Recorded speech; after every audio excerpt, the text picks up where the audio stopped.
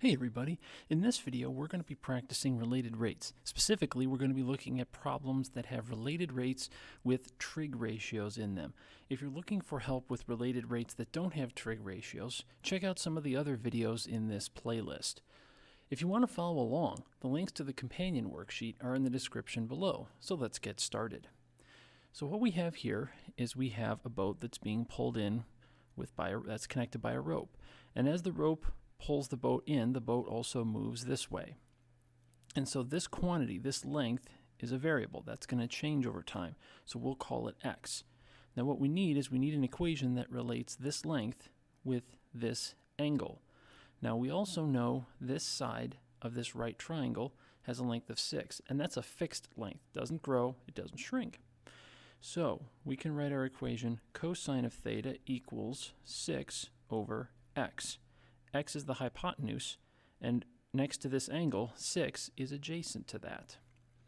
Now because we're going to take the derivative, I'm going to rewrite 6 over x as 6x to the negative first. Now we'll take the derivative.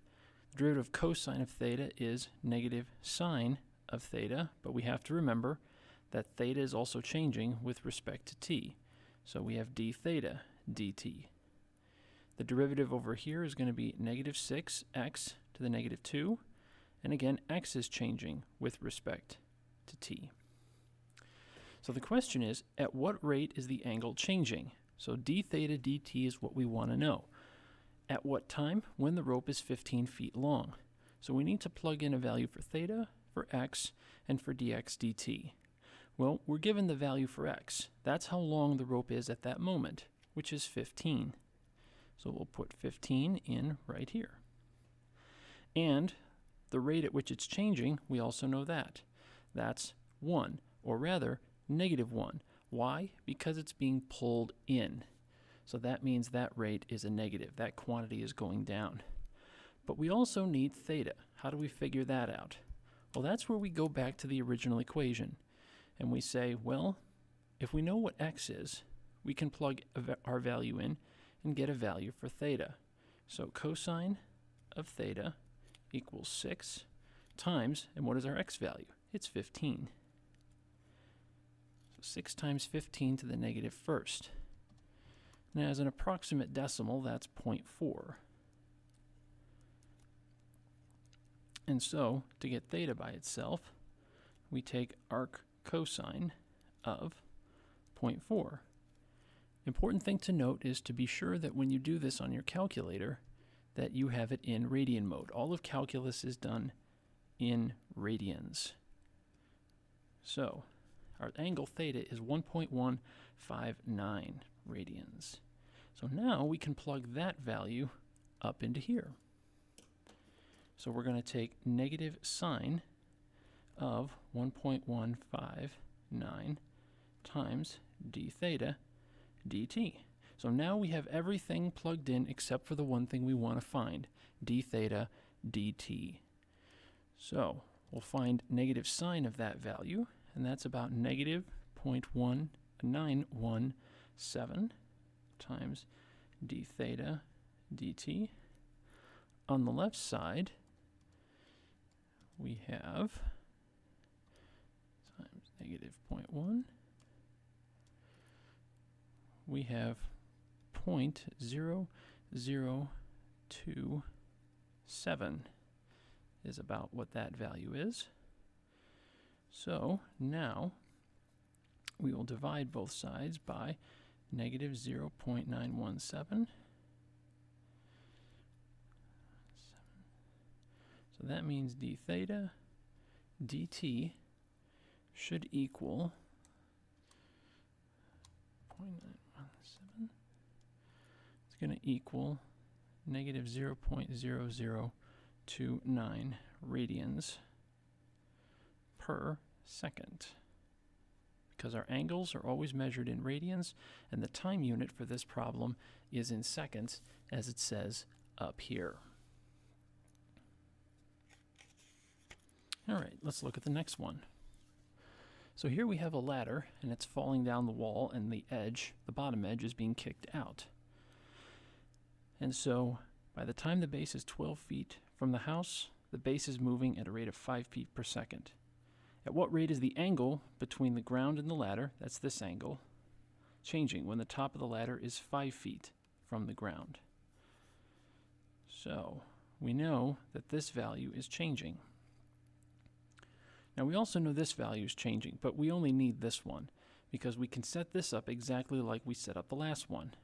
We're going to use cosine because x is adjacent to theta and 13 is the hypotenuse.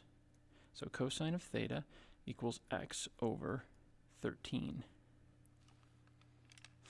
Now you can also treat this as 1 over 13 times x, if that helps you. So for our derivative, we're going to have negative sine of theta times d theta dt equals 1 over 13 times dx dt. So we want to find at what rate is the angle between the ladder and the ground changing. So we want to find d theta dt. So we need to know what is dx dt. Well, we know dx dt is 5 because that's how fast the base is being kicked out. So we have 1 over 13 times 5.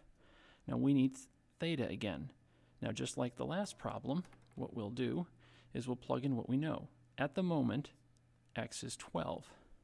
So over here, cosine of theta equals 12 over 13. So to get theta, we need arc cosine of 12 over 13.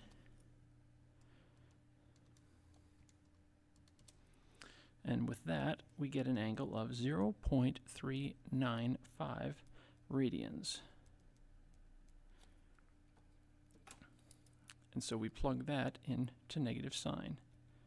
Negative sine of 0.395 times d theta dt. So when we take sine of that angle, we get negative 0.385 times d theta dt, which is equal to 5 over 13. So all we have to do now is divide everything by negative 0.385. So 5 over 13 divided by our answer. And just to be sure my calculator is doing that right, let me put that in there. All right. So d theta dt, and that's going to equal negative 1. And so that answer is radians per second.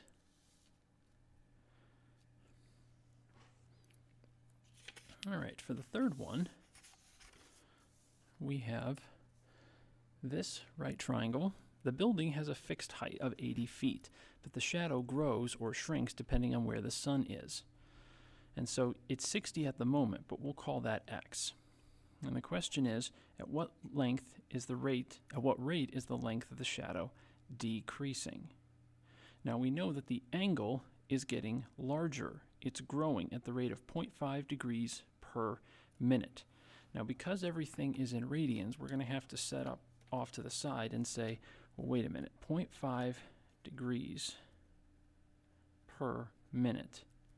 And what we'll do is we'll do a little conversion here and say that out of 360 degrees, there are 2 pi radians.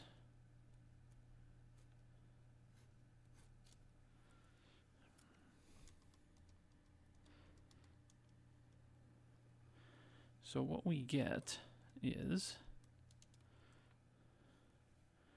pi over 360 radians per minute. So now that unit is in radians as we want. So over here, we can write this. This is the opposite side. This is the adjacent side.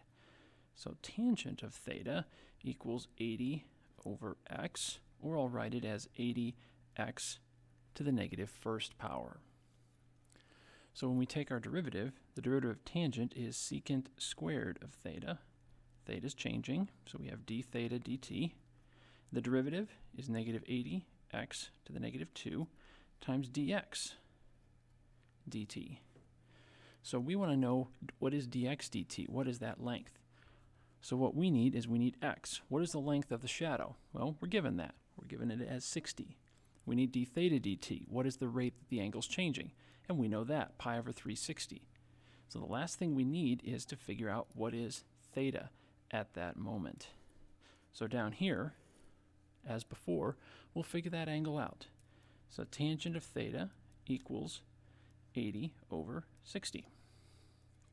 So theta is going to equal arctan of 80 over 60. And so now you can also simplify that to just 8 over 6. You don't have to type in 80 over 60. And we get 0.927 radians. So over here we substitute secant squared of 0.927 times d theta dt, we know that's pi over 360, equals negative 80, and x is 60 to the negative 2, times dx dt. All right. So we'll start over here. So we have secant squared. Well, that's just 1 over cosine. So we have 1 over cosine of 0.927, and then we take that value and square it. And then we multiply by pi over 360. And so we get 0.024. On the right, we have negative 80 times 60, and we raise 60 to the negative 2 power.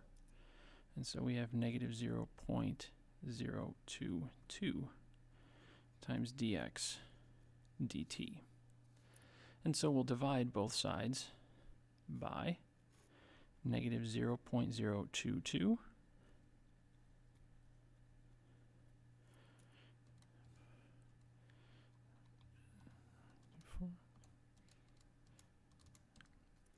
and so what we get is a value of negative 1.09 equals dx dt. And it is possible that if this were done exactly, this would possibly be negative 1 exactly. And the length in this unit is feet per minute, because we're talking about x, and x is the length of the shadow, so that's measured in feet. And then the unit of time here is minutes. All right, on to our last one. Now here, this race car is moving sideways, and here's our camera looking at it. And so we know that the race car is moving at 180 miles per hour. And so this length x is changing. It's getting smaller as the race car moves towards this spot right here. So our equation is going to be tangent of theta equals x over 132. This value is fixed. The camera's not moving any closer to the race car, but the race car is moving along this way, so this length changes. So when we take this derivative, we're going to have secant squared of theta times d theta dt equals, and again, as before, if you want to think of this as 1 over 132, if that makes it easier for your derivatives, go right ahead. So 1 over 132 times dx dt. So we know how fast the race car is moving. That is dx dt. And what we need to figure out is, well, what is the angle? Well, we want to know what will be the angle at the moment when the car is directly in front of the camera, so when it's right here. And so when it's right there, x is actually going to be 0. So when we find our angle for theta, tangent of theta is going to equal 0 over 132. So when we find theta, it's going to be arctan of 0, which interestingly is also 0. So that's what the angle is going to be. So we plug in 0 into secant squared, times d theta dt equals 1 over 132 times d theta, dx dt is negative 180. Whoops, actually, that wouldn't be right. And there's a reason why. Because we set this problem in terms of feet, but all of a sudden now we're using 180 miles per hour. That's a different length. Can't use it. So, back over here, put miles per hour. So, we need to change those miles into feet. So our conversion factor is 1 mile, because we want miles to cancel, and that's 5,280 feet. And while we're at it, let's change hours into minutes. You don't have to do this, but it's a little more meaningful. So we're going to take 180 times 5,280 divided by 60. And when we do that, we get 15,840 feet per minute. So that's the value we're going to plug in here, negative 15,840.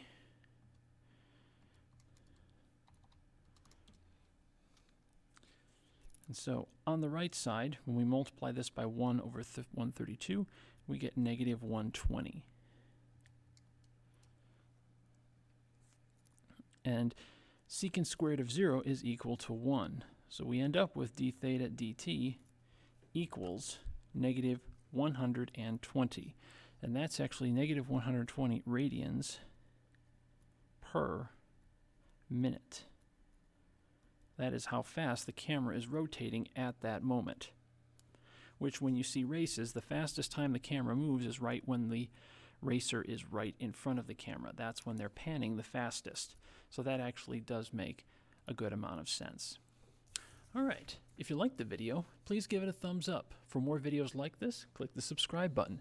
If you're a teacher and you like this, please share this with your students. Or if you're a student and you like this, please share it with your classmates. If you have suggestions or problems you want to see worked out, type a comment below. To support the channel, click the Patreon link to help keep this going. Thanks so much for watching, and remember, the only way to understand something is to do it.